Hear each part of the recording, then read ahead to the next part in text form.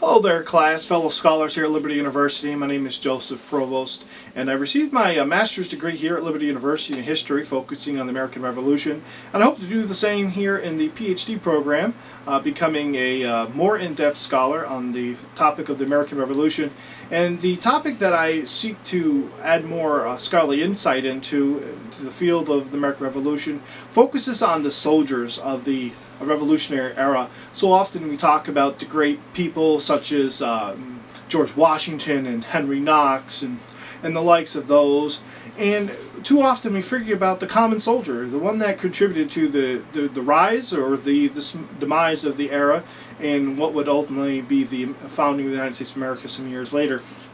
And in that research and focus, I found different dissertations that focus on the soldiery of the time period. And Robert Starr of the University of Southern California wrote in his dissertation in 1998 the soldier stories of the American Revolution, and he said that there wasn't really a simple decision to fight, whether the young men of the age decided to fight because, think of the ideological sides of the war. There wasn't really a let me go fight because I believe in my country. And don't get me wrong here, I think there was a lot of that.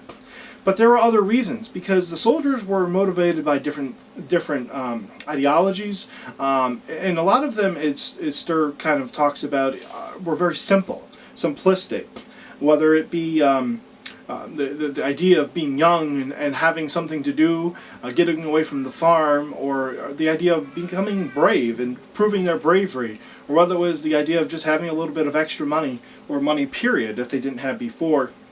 Kevin Clem expands on this a little further, I think.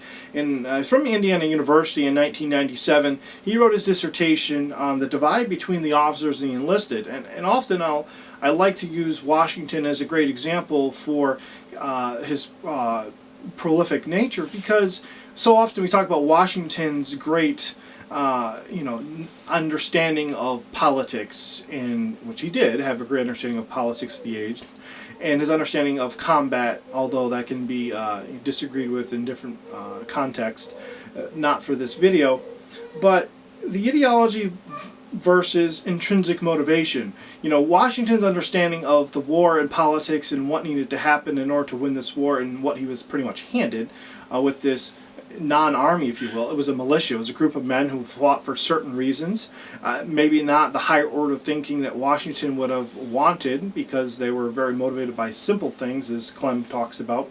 But they were a militia and not an army. So that caused some concern.